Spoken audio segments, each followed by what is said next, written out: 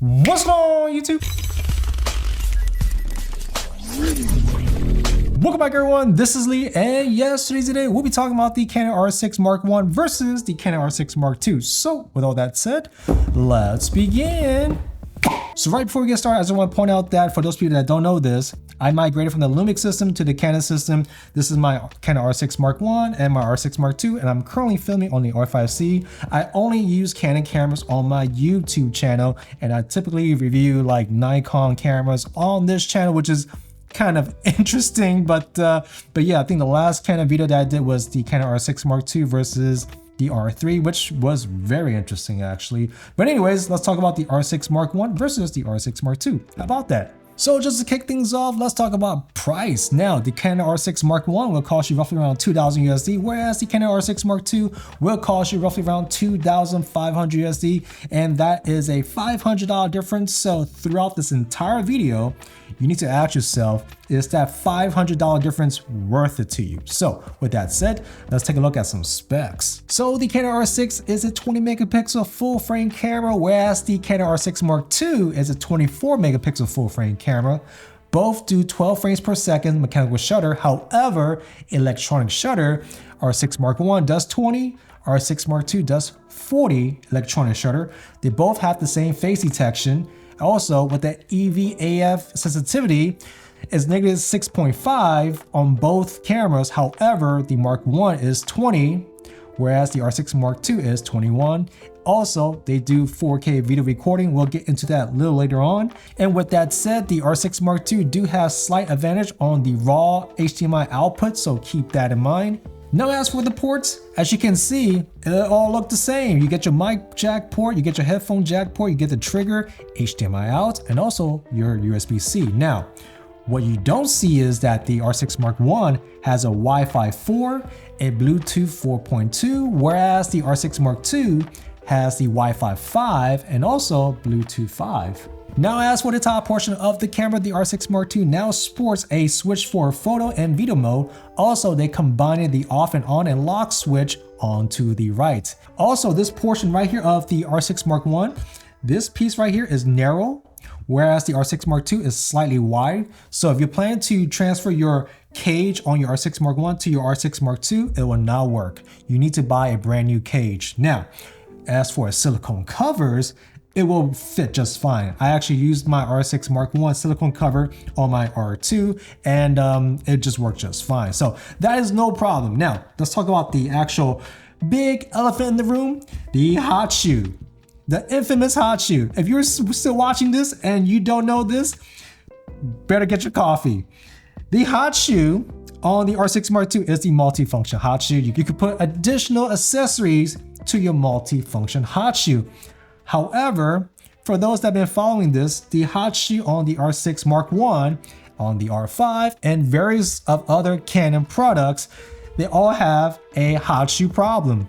This particular hot shoe will eventually come off. Some people don't get it till 2 years later, but it's been falling off. There's actually a petition about this, and it's a lot of people. A lot of people. So if you do own the Mark I, know that eventually this part will fall off. Now, on a side note, since this is not a Canon sponsored video, this hot shoe right here on my R6 Mark I, ever since I heard about that issue, I clearly step away from using this. I don't want that issue. I don't want to have any problems with it. So I clearly just not put anything on this hot shoe, but I've seen people pay up to 500 USD to fix this hot shoe. It is crazy. And for those people that are wondering, why is this falling off? It has to do with the proxy that they're using and also the design of the screw that they're using. So with that said, yeah, be careful with this. But definitely go and ask your friends on your Facebook group and whatever groups you guys are on.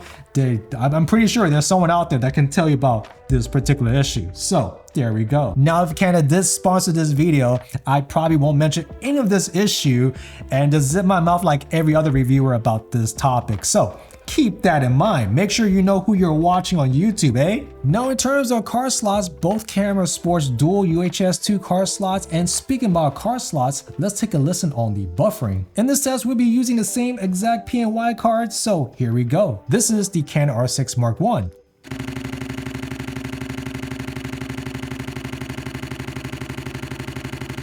This is the Canon R6 Mark II.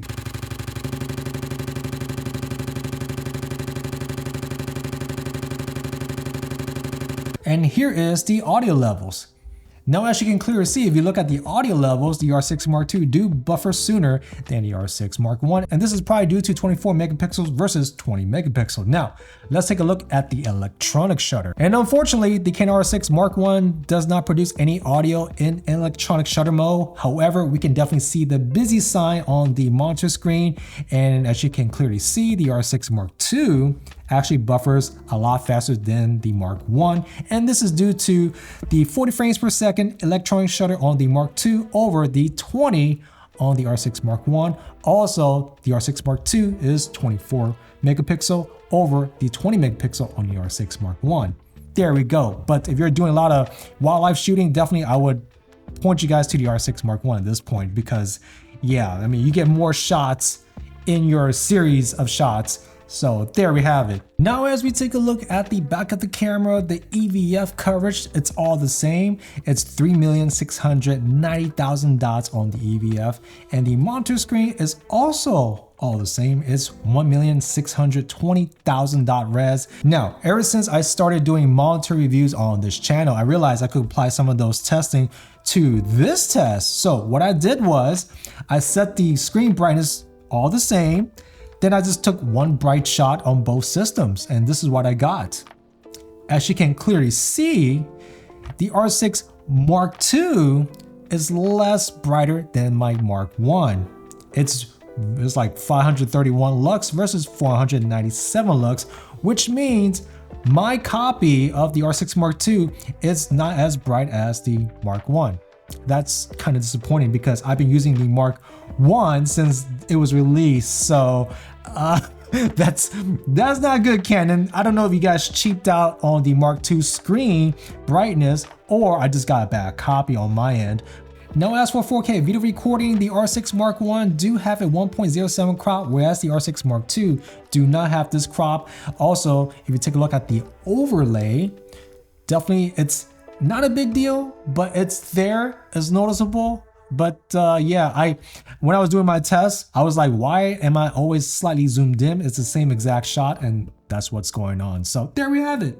And on a side note, I do notice a nice feature on the R6 Mark II, and that is false colors. I can't believe there's a cinema feature on the R6 Mark II. That is pretty cool. If you guys are doing a lot of video, R6 Mark II is the way to go. Now, as for battery, both cameras use the same battery as the Canon LPE6NH.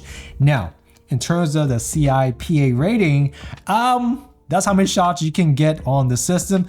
Let's put it this way, even though that's on their website, we know we could get more than that, times 4 or 5, easy, right? So just keep that in mind. And as for 4K video recording on one battery, I just want to point out that the R6 Mark I do have a 30-minute record limit, whereas the R6 Mark II don't have that. Now, in terms of the record time on one battery, you get at least 2 hours on the R6 Mark I, whereas the Mark II is not a big deal, but it's something for me to point out. I did get 2 hours and 10 minutes on one battery. Now, as for processing, both use DigiX, and also for the autofocus, they both do have the dual pixel autofocus version 2. So with all that said, let's take a look at some tests. Now, for the first test, we'll be looking at the autofocus test, and I'm using the exact same lens on both cameras. I'm using a 16mm lens on both systems. So let's take a look at some video autofocus. Now, this is low light, and I can honestly say that there was no real difference in my opinion. It looks more or less the same. I don't see any benefits between either cameras.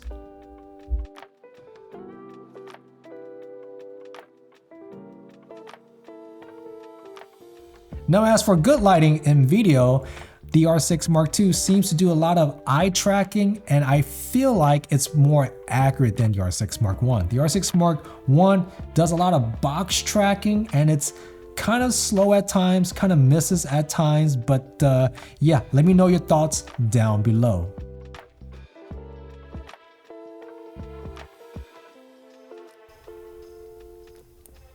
Now, as for photo mode and low light, in my honest opinion, I think that the R6 Mark II outperforms the R6 Mark I for some reason in photo mode.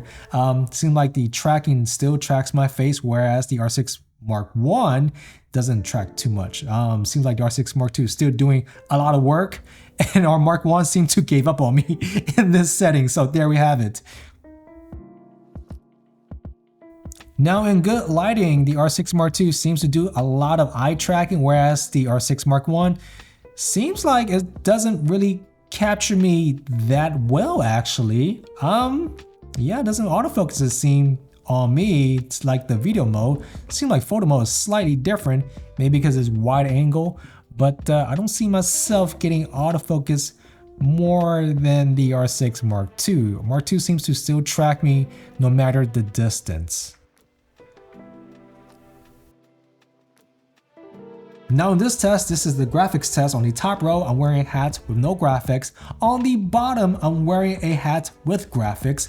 And as you can clearly see, I do notice that the R6 Mark I likes to focus on the logo on my hat, whereas the R6 Mark II focuses on my eyes more than the hat. Now as for the next test, this is the downsample test. This is where I downsample the 24 megapixel to a 20 megapixel file just to see if there's any sharpness benefits to this.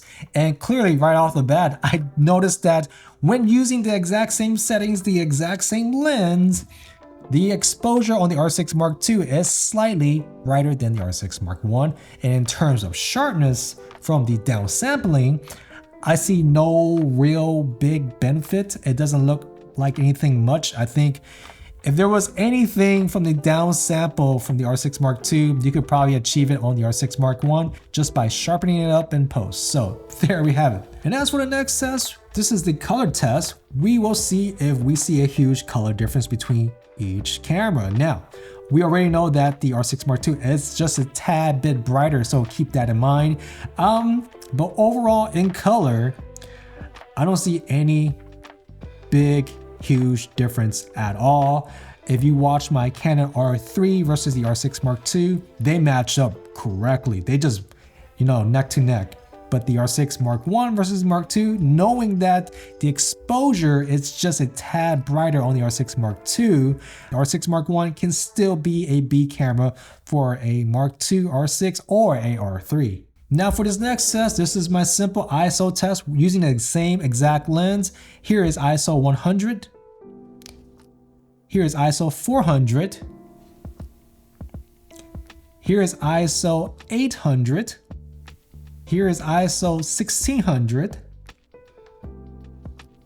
Here is ISO 3200. Here is ISO 6400. And here is ISO 12800. Here is ISO 25600. And here is ISO 51200. And here is ISO 102400. Now for my next test, this is the dynamic range test. This is where I shoot a scene that is purely dark and I just raise up the shadows. This is mechanical shutter at ISO 100. And as you can clearly see at 100, it looks more or less the same, but definitely leave your comments down below. And here is ISO 400, and keep in mind, the brighter the better now because we can always dial it back. And with that said, the ISO 400 on the R6 Mark II is a lot brighter than the Mark I. At ISO 800, it still remains the same. The R6 Mark II is slightly brighter than the R6 Mark I.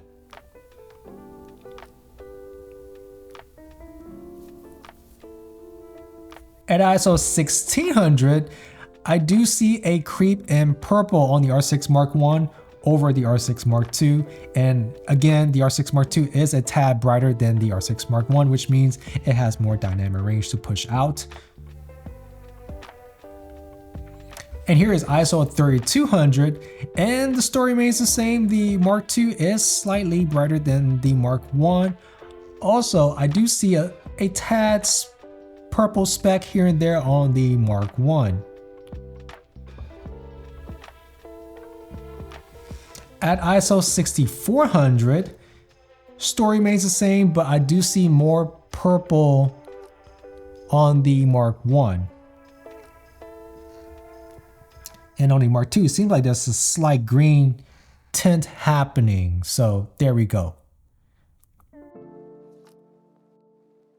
And at ISO 12,800, you get a lot of purple on the R6 Mark I, whereas the Mark II, you get a lot of green. But yeah, at this point, I don't think either is useful, but this is the result when using mechanical shutter. Now for this next test, this is an electronic shutter test, dynamic range, where I shoot a dark scene and I lift up the shadows. Here's ISO 100. As you can clearly see, yeah, it's pretty it's pretty purple on the R6 Mark I over the Mark II. Here is ISO 400 and the story remains the same. It's kind of purplish on the R6 Mark I, whereas the R6 Mark II is slightly brighter with a slight green tint, just a tad green tint going on there. At ISO 800, story remains the same, slightly purple on the R6 Mark I. Mark II, you could push it out, more dynamic range.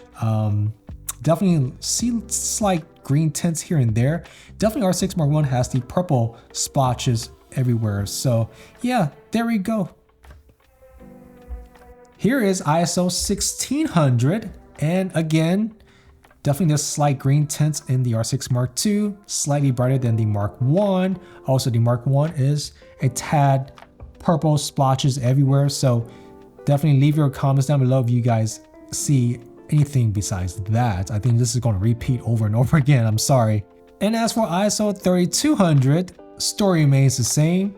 You get a lot of purple splotches on the R6 Mark I, and the Mark II, it's brighter and has slight green tints here and there. Here is 6400. They're both unusable, but yeah, you do get a lot of noisiness on both files. But again, definitely the R6 Mark I do have that purple splotches here and there. It's very noticeable. The Mark I, not that noticeable, but it's kind of green splotches here and there. And here is 12,800, both unusable. I don't have anything to say. I just want to show you guys 12,800. Leave the comments down below. Let me know what you guys think. So just wrap things up, at $500 difference, is the R6 Mark II worth the upgrade from the Mark I? In my honest opinion, it depends on the shooter. Who are you? What are you? Are you doing a lot of video? If you're doing a lot of video, get this right. You need your hot shoe, get this right. Your wedding shooter, you're always having flash. You don't want to fix your hot shoe anymore. Get this. Better dynamic range, better autofocus on humans. Definitely good on the video. Better video than this, right? Also, you could do external RAW on this. Now, the only few pros I can definitely vouch for the R6 Mark I is, number one, you're saving $500 right off the bat. And number two, the screen on the back of the R6 Mark I is actually brighter than the R6 Mark II, at least on my copy. And number three, the buffering. Yes, the buffering on this does better than the Mark II. This doesn't buffer as quick as the Mark II. And also, if you look at my downsample test, I don't see a huge difference from 24 to 20. Even when you downsample the image, I don't see a big difference. Unless you're shooting at a scene that needs dynamic range, then the R6 Mark II comes in hand. But the R6 Mark I will still get you all those shots in a critical moment. So with all that said, thank you guys for checking back. Hope you guys enjoyed this video. Definitely click like and subscribe. And I hope to see you guys in the next one. And definitely, if you can, definitely click like on the video, because I need to know if you guys want me to do more Canon videos or not. If not, I'll just continue doing my Nikon videos. So I base all my video turnout by the thumbs up on this video or any brand. So if you guys do like my Canon videos, definitely give a thumbs up, and I'll definitely do more Canon videos just like this one right here. So with all that said, I'll see you guys in the next one. All right, take it easy. Peace.